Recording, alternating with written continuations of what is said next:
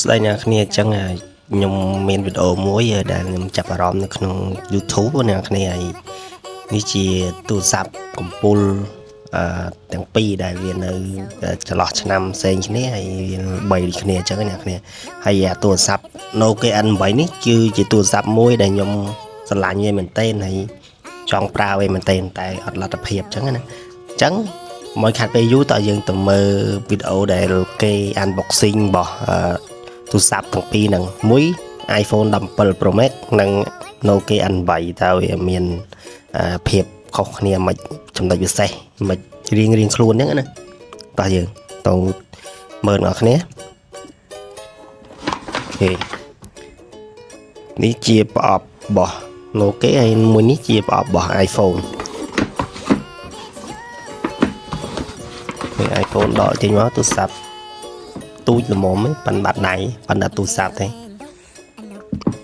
សម្រាប់ប្រអប់របស់ Nokia ទូរស័ព្ទស៊េរីមុនអ្នកដឹងអីគឺទូរស័ព្ទមក full box ហ្មងគឺមាន accessory វាគ្រប់ប្រភេទហ្មងអូខេ Nokia N800 ខ្ញុំចាំថាចំណន់ហ្នឹងខ្ញុំស្រឡាញ់ទូរស័ព្ទនឹងខ្លាំងអ្នកគ្នាវារាងស្អាតបន្ទាប់មកគឺវាចេញ N9 មកខ្ញុំក៏ស្រឡាញ់វាដែរតែកាលហ្នឹងយើងនៅយ៉ាងនៅរៀនដែររៀនទៅជាថ្នាក់ទី7ទី8អត់មានលុយទិញទេខណៈ N7 អត់មានលុយទិញតែយើងមើលតាមទស្សនាវដ្តីរបស់ទស្សនាវដ្តីយកគេដាក់នៅក្នុងរូបទស្សនាវដ្តីអូខេអញ្ចឹងប្រអប់របស់ iPhone គឺដកមកមានតែឆ្នាំងសាកមួយនិងបញ្ចូលចាក់ SIM មួយណាគ្នាតែខ្សែវាធ្វើខ្សែស្អាតហ្នឹងអ្នកវាយកកណាត់រុំជាមួយនឹងខ្សែហ្នឹងវាស្អាតបើខ្សែស៊េរីមុនវាថាចូលអត់តន់ណារុំទៅវាអត់សូវស្អាតវាឆាប់បាក់អញ្ចឹងណាពេលចេញតែខ្សែ Type C នឹងមួយរយៈក្រោយមកគឺវាស្អាតនេះគេខ្ញុំសុភៅណែនាំអត់មានហ្នឹងណាគេដែរអូមានតា logo Apple មួយនេះយើងបកស៊ីវាចេញមើលវ៉ាវចុះខ្មៅក្រឹបហ្នឹងហើយណាអូខេអូ cool អូខេដូចចាក់ SIM តែដល់ទូរស័ព្ទឥឡូវវាធ្វើហាប់ណែនល្អវាអត់មានកន្លែងដោះថ្មកន្លែងអីដូចទូរស័ព្ទជំនាន់មុនជ័យធ្វើការពារជំរាបទឹកប្រហែល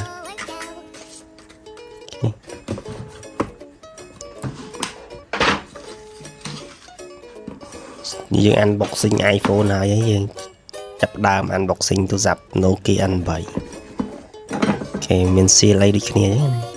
គាត់ដល់ប្រអប់វាធំជាងមុនធំជាងទូរស័ព្ទ iPhone អូបើកចេញមកគឺមាន10 logo ផុសនៅរូបទូរស័ព្ទមកនេះគ្នា N8 អូទូរស័ព្ទពណ៌សតែស្រោមពណ៌ខៀវសបកវាពណ៌ខៀវណាគ្នាអូខេគេលើគេຕົកម្ដុំសិនណាគ្នាអូអាសាសេរីគ្រប់សពមកនេះនេះ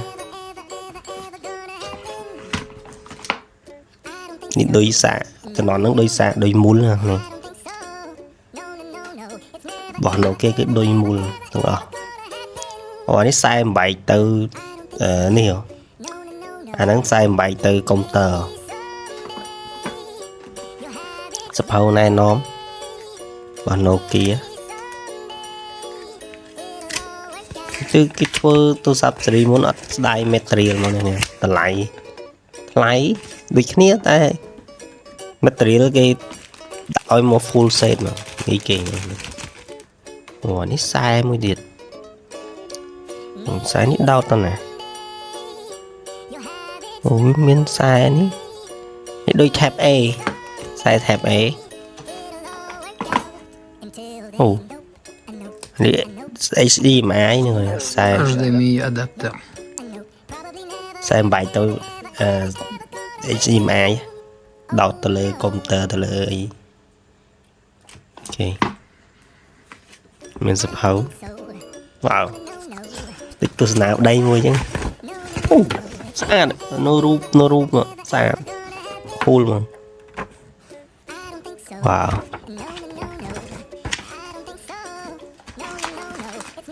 មានកាសទៀតនេះឡើយទូរស័ព្ទឡើយសុំឲ្យរនដោតកាសក៏អត់មានទេកំថាដល់មានកាសហ្នឹងនេះគេកាត់បន្ថយអស់ material accessory អីផ្សេងយើងត្រូវការដល់ទិញលុយក្រៅខ្លួនឯងមកបានអញ្ចឹងអូខេមានសលេងចុចលឺសលេងតិចបើកបាត់សលេងអូខេមានកាប់ចប់កទៀតក្នុងមានអីទៀតបើកមកអស់មកអូនេះសភៅរូបទូរស័ព្ទអូសភៅណែនាំណូគីរបស់ជប៉ុនក្រុមហ៊ុនជប៉ុនតួឯកយើងចេញមកហើយវ៉ាវទូរស័ព្ទស៊េរីមុនចម្លែករូបរាងនេះស្អាតមើលទៅស្អាតមួយយ៉ាងនេះទូរស័ព្ទទូចៗធំដល់ឡើយអត់ដឹងមិនដៃគេអ្នកផលិតជំនាន់មុនគេគិតមិនមាន flash មួយកាមេរ៉ា10 logo អូមិនដូចដោតមកច្រឡឹងជុំវិញមកគ្រប់គ្រាន់ដោតកាសទីទូរស័ព្ទនេះរបស់ Global ប៊ូតុងចុចថតនេះ iPhone ទៅមានអានេះមានយូរនេះប៊ូតុងចុចថតកាមេរ៉ានេះអីslide និយាយថា silent អូកាមេរ៉ាមុខពីរគ្រាប់នេះស្អាតអូខេអូប៊ូតុងបើកគេចឹងគេបិទសិនគេបើកទាំងពីរវិញវ៉ាវ Nokia N8 ជាមួយនឹងទូរស័ព្ទ iPhone 17 នេះចុចបើកតាគ្នាជុំ iPhone បើកមុនណា Nokia បើកក្រោយណាចេញមុនណាគ្នា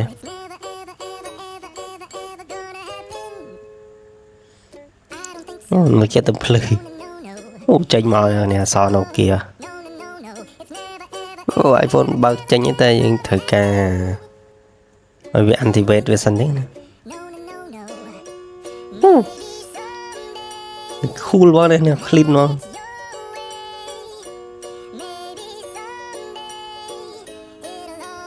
វ៉ាវ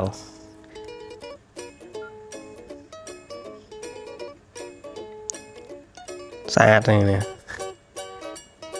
ទូរស័ព្ទដែលខ្ញុំស្រឡាញ់